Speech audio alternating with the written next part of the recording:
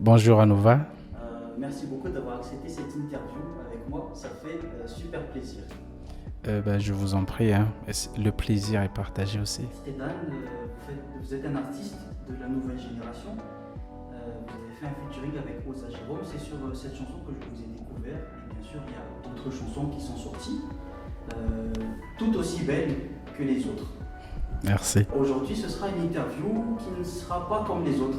C'est-à-dire qu'on ne va pas entrer dans des sujets personnels, mais on sera plus dans des sujets concrets qui concernent de la musique. Mais tout d'abord, j'aimerais vous connaître un peu brièvement et connaître un peu votre parcours musical.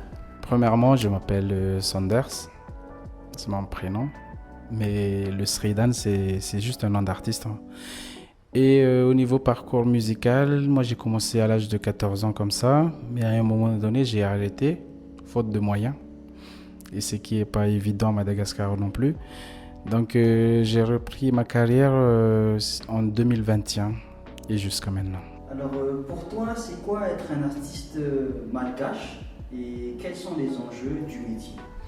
Oui, pour moi, être un artiste malgache, déjà, c'est déjà un privilège parce que on est en quelque sorte le porte-parole des malgaches parce que on communique avec la langue malgache. Donc pour moi, c'est déjà une fierté ça. En plus de ça, c'est un challenge aussi parce qu'il y a beaucoup d'artistes internationaux et tout, mais il y a nous et nous, on a notre propre culture, etc. Et donc voilà. Quelles sont les difficultés peut-être qu'il y a dedans, dans ce métier-là? Les difficultés, il y en a partout. Quel que soit le poste où tu veux aller, quel que soit le travail que tu veux faire, il y a toujours des difficultés.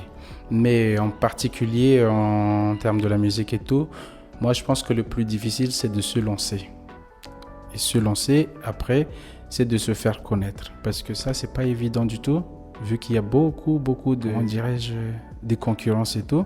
Donc là, tu devrais sortir du lot, quoi. Alors pourquoi de nos jours un artiste n'arrive pas à durer très longtemps, non pas des carrières très longues? Donc en général 5 ou 10 ans de carrière minimum. C'est-à-dire que les artistes d'aujourd'hui n'ont pas la même envergure qu'un Kayam, qu'un Clément, qu'un Jean Legault, que le groupe Zay ou bien des groupes à Madagascar, à Mbunj. Personnellement, d'après ce que je pense, d'après ce que j'ai étudié un petit peu, c'est tout simplement juste au niveau des textes. Parce que en ce moment, il y a plein de textes, je peux dire, qui est éphémère, quoi. Un texte éphémère. Mais par rapport à avant. En plus de ça, l'industrie musicale en ce moment, c'est vraiment une expansion très rapide. Et du coup, moi, je pense que c'est dû à ça, à tout ça. Parce qu'avant, c'est plus difficile de produire une musique qu'aujourd'hui. Alors qu'aujourd'hui, tu peux avoir toutes les musiques que tu veux par rapport à avant. Avant, on va dire, on n'avait pas beaucoup de choix, d'après moi. Et maintenant, vu que tu as un choix, tu peux changer un autre et ainsi de suite. Donc, c'est pour ça que ça ne tient pas aussi longtemps. Donc c'est plus aussi au niveau des choix des beats peut-être, parce qu'avant on utilisait carrément des instruments, etc. Et aujourd'hui on fait appel à de la musique plutôt plus ou moins électronique, si on peut le dire. Donc est-ce que ça a un rapport avec ça ou peut-être que pas du tout? Oui, en fait, la musique d'aujourd'hui, ça évolue très rapidement. Ça change de rythme en année en année. Et du coup, si tu te bases sur le rythme en vogue, c'est sûr que tu devrais changer à un autre rythme en vogue l'année prochaine ou un truc comme ça. Sauf qu'avant, la musique, elle est, on va dire, naturelle, quoi. C'est plutôt de la musique en elle-même. Voire, ça rapproche un petit peu de la cappella. C'est un truc comme ça. Alors Sridan, qu'est-ce que tu penses de l'avenir de la musique malgache? Oui, avant, moi, je ne croyais pas. Sincèrement. Mais maintenant, oui. Avant, moi, je ne croyais pas. On fait juste de la musique juste comme ça, pas pour le travail, pas pour avoir des revenus, etc. Mais en ce moment, là où je vous parle, ça commence vraiment. Donc, il faut bien bosser là-dessus. Parce que d'ici, on va dire, dans les prochaines décennies, on va s'aligner avec les artistes internationaux. Carrément, oui. Je le vois venir. Parce que... Non, non, non, je peux partager, oui. Parce qu'en fait, la musique américaine, en ce moment, ça stagne. Et là, ils essayent de chercher, de fouiller un petit peu en Afrique. Parce qu'en Afrique, il y a encore des pistes à creuser et tout. Et qui dit l'Afrique, c'est nous aussi. Donc, ça va venir vite. L'avenir, c'est l'Afrique. L'avenir, c'est l'Afrique. Et c'est Madagascar. Voilà. Voilà. Dernière question, Sredan.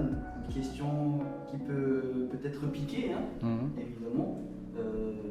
Pas toi bien sûr, mais c'est quoi être un artiste alors aujourd'hui? Parce que je vois très souvent des artistes qui font beaucoup de wear, comme on dit, qui ne sont pas juste, qui ne jouent pas en fait ce rôle d'artiste, je dirais, éducateur, qui reste dans une certaine éthique.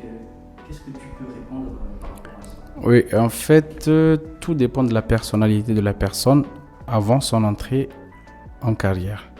Ce qui veut dire, c'est que si par exemple, quand il n'était pas encore artiste, il faisait des wear partout, c'est sûr, certain que quand il deviendra célèbre, ça va s'intensifier. Oui, mais après, comme je vous dis, tout dépend de la personnalité de l'artiste. D'autres trouvent ça normal, mais d'autres non.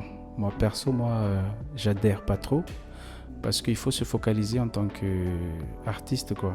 Tu es un modèle, tu es un influenceur parce que en tant qu'artiste, tu es devenu un influenceur même si tu ne le veux pas. Donc, voilà. Un dernier petit mot aux personnes qui nous regardent aujourd'hui. N'importe quelle phrase qui pourrait changer une personne ou changer le quotidien de quelqu'un. D'accord. Si vous voulez faire quelque chose, fais-le. N'attends personne. Parce que si c'est pas toi qui le fais, personne ne le fera à ta place. Voilà. Merci beaucoup, Sredan. Je vous en prie. Merci beaucoup d'avoir accepté cette interview. Et je vais te laisser parce que tu es très occupé. Merci beaucoup. D'accord, je vous en prie. À la prochaine, tout le monde.